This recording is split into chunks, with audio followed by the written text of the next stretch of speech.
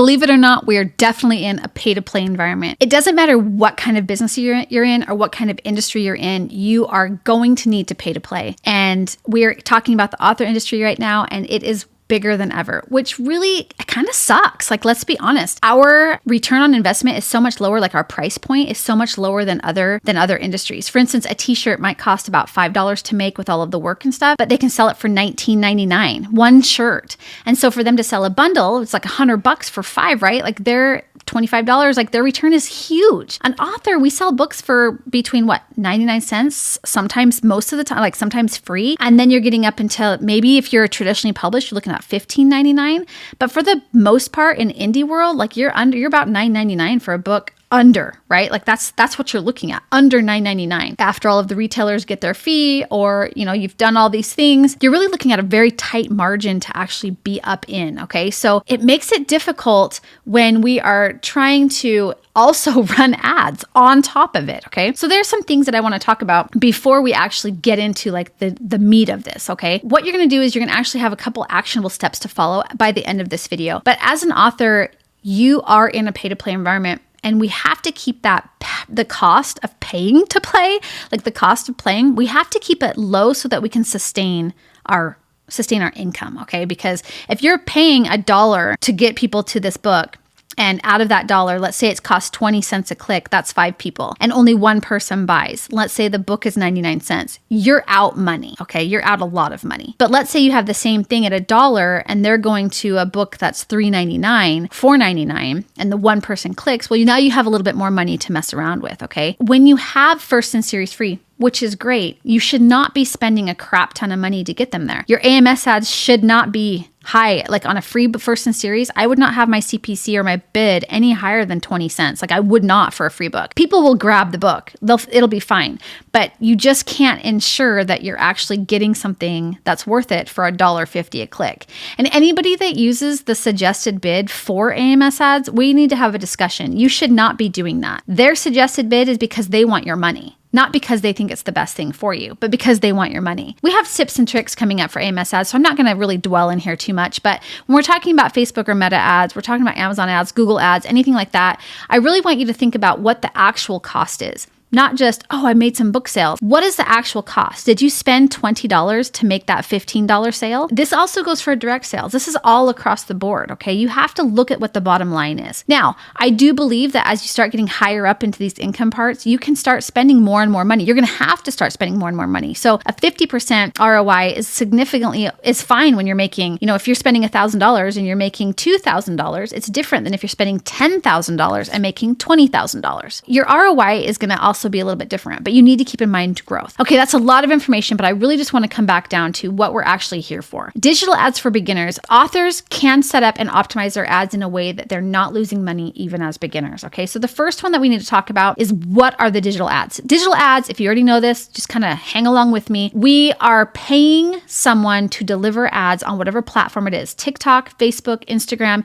YouTube, Snapchat. I'm trying to think of all the other ones. Anything. If you're looking at your phone or you're looking at a tablet or you're looking at a computer, if you see an ad, that is a digital ad. It is not an ad that is delivered to a mailbox. It's not an ad that is delivered like that's on the side of a car going down the road. It's not a sign or a billboard. It's literally something you see in digital format, okay? And you're paying usually you're paying CPM, which means cost per mil, and it's like a number, it's like a big group of people that you're actually getting paid, that you're paying to be seen by, okay? But the ones that we're mostly going to be talking about, like even BookBub, that's considered digital ads, right? So there's so many different options in here. Even newsletter promos can be considered digital ads, not your own newsletters, but newsletter promos, like for instance, Written Word Media, again, BookBub, there's like the Fussy Librarian. Some of these are paid. If you pay and they're sending out in digital format, that is a digital ad, okay? The digital ads are powerful for authors because you have really controlled targeting. You can have scale. There is a potential for scaling. You have low cost for a high reach if you're doing it right. And if you're doing it right, you can also really control where and how and when, like not just where,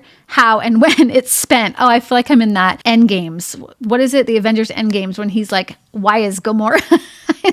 Anyways, that's something we always laugh about at my house, but that's where I feel like I'm like, when, how, why. So as long you can control all of that and it's good. Okay. But when you're getting started with ads, the one place that I usually push people is Facebook. Okay. Meta ads are, if we put aside the whole like monopoly style of mentality, it's one of the better places to play when you're actually getting started in ads. This is because you can keep it really cheap. You are actually sending them to your landing page. So essentially you're warming up the activity over there on your landing page on Amazon, or you can send them to Apple or Kobo. You can decide who you send them to. You're not just stuck in one style of a platform. Like with Amazon ads, you're stuck only targeting to them, right? Unless of course you go outside of the platform and it does show outside. I've seen that done, but I'm going to tell you right now that you're still going to be stuck on the Amazon thing. So let's say someone sees your book in someone else's page or as they're searching and they click on it, there's still so much going on that it still might be a distraction, right? Which you're taking that risk with Facebook ads because you're sending them to your Amazon page, or, you're sending them to your Barnes & Noble page. The pages, they are in it to win it too. To the retailers, they're probably more in it to win it than even you are. They're trying to sell as much as possible of anything that will grab their eye that will grab the buyer's eye because they have everything. They get a piece of everything. But you're hoping that they stay on your page and they buy. So it's really difficult to, keep the target on par. But when you choose the correct objective, like what your plan is, let's just say we're going to go with Facebook. If you're going to go with Facebook and you're going to set up your account, you're going to create, you got to go through and create the account, all that stuff. There's like essential settings that you have to have in place, right? You has to be connected either in a business suite or as a personal profile. And then you have to have a payment method in place. And then you have to have it sent to a page. You cannot run ads to your personal profile. You can't. So please don't try. And don't run ads to your group. You can't.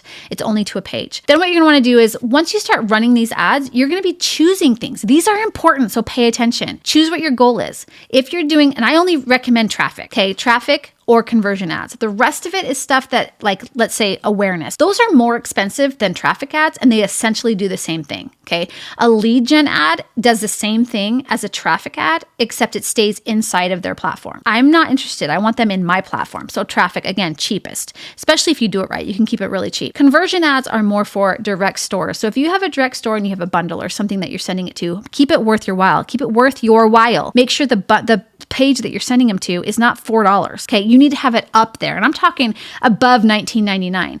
Because your cost per result very rarely hits below $10 right now, especially since we're not in a real buying environment because we are in first quarter. We're done with Christmas. People are looking for ways to escape the boredom of this time of year, like everything else that's going on. So you really want to make sure that you're sending them to a higher priced item, okay, like a bundle or maybe a series page or a collection page, or you have a box bundle, something, but that's where you're going to be sending them. Okay, something like that. You're using traffic and conversion ads. Those are the ones I push the most. Let's say that we're going to be running a traffic ad to your Amazon page because you cannot run a conversion ad to your Amazon page. You don't have the page isn't yours.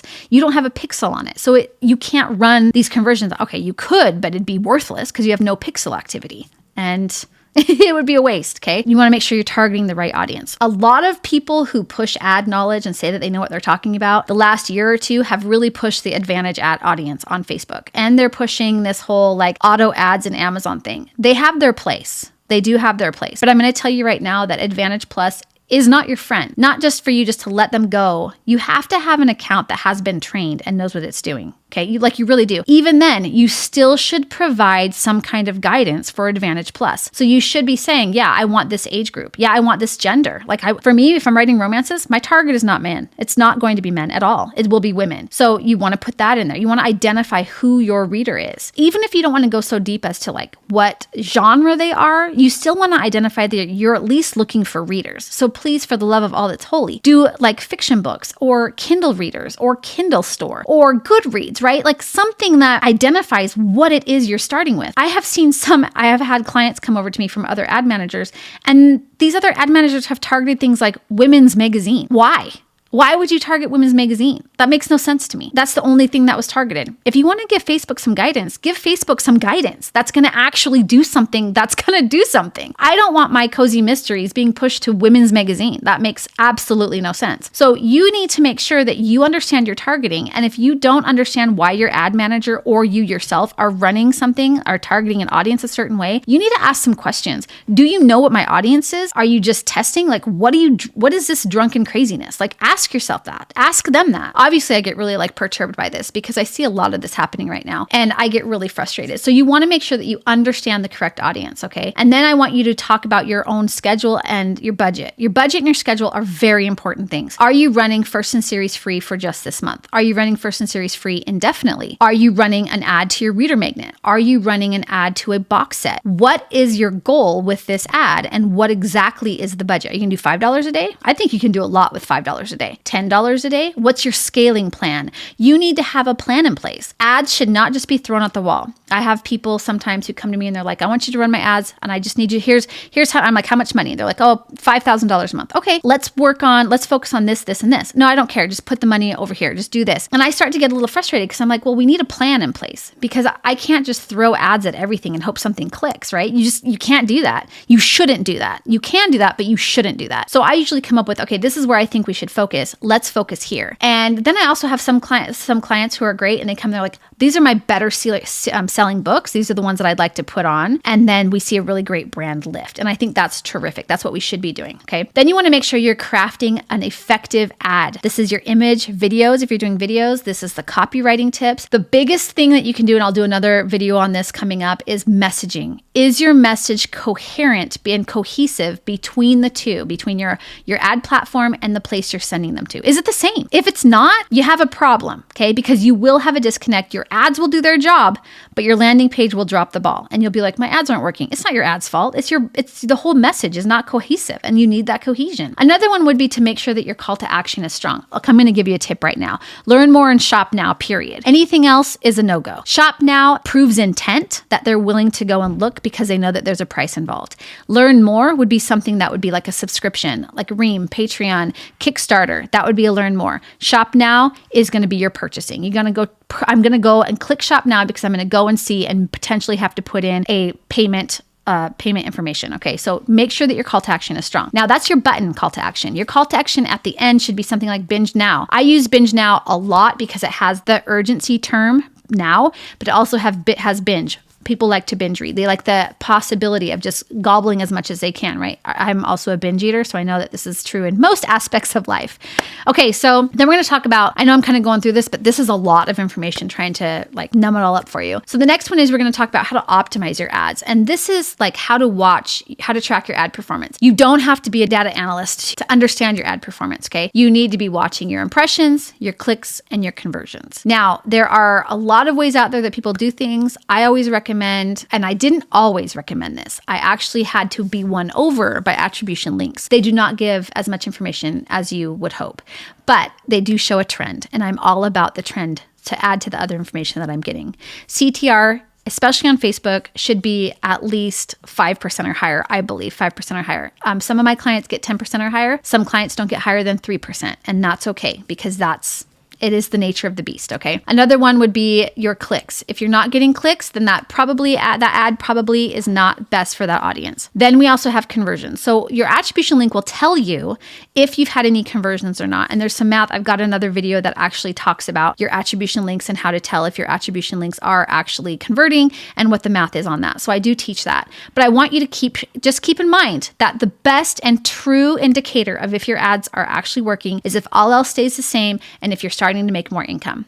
And if your rank affects, okay, based on if you're in KU or not. If you're not in KU, you're going to be watching for your sales, okay? So those are going to be the biggest things. You also have A/B testing that you can utilize for better results. You're going to be testing, A/B means you're only testing one variable. Nothing else changes. So if you're like, oh, I want to test this audience against this audience, nothing else should be different. If you're like, oh, I want to do a cover test and I'm going to do this one against this one, everything else needs to be the same, even the background of the cover, and it should be on a square background. So everything else needs to be the same, except your link is going to need to be different too, right? Your attribution link if you're testing with that kind of stuff. Headlines, images, audiences, creatives. I mean, everything can be tested and should be tested. But I believe the very first thing that you should be working on is figuring out if your audience is the correct audience or not first. This means blurb, image, headline of exactly what the genre is, and read it now, and shop now. Literally that's it, because you're testing to see if this is the correct audience for you. Okay. Scaling your successful ads and keeping your costs low. You don't want to break what you did. So you want to make sure that you are scaling at a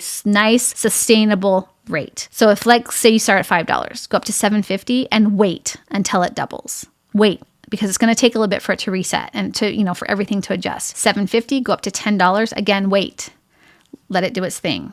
You can also scale in a similar way for like direct sales ads, conversion ads and stuff. I would never do those at lower than $20 a day, by the way. So just so you know. Okay, some common mistakes that I would avoid. And I'm going to just kind of sum these up because this is kind of turning into a long video and you're probably getting bored. But I want to make sure that you understand you don't want to overcomplicate your ad. Keep it simple, keep it focused. Here's the book, here's the blurb, or here's reviews, bam, go. Okay, it doesn't need to be a bunch of crap. You need to get their attention from them scrolling and send them over to get the book. That's it. That's the whole purpose, okay? And when you don't analyze your results, you're losing money. You are losing money. If your ad manager is not sending you a report that explains everything, you're losing money. I guarantee it. Okay, hands down. You could also be spending too much on underperforming ads if you don't understand what metrics you need to be watching. So keep in mind those 3 things to make sure that you are not making those common mistakes. Okay. And then I just want to make sure that you understand that when you set up your ads and you're optimizing them and you're tracking them, this is a very great way to make sure that you are setting yourself up as what do I call it? Like an expert spender,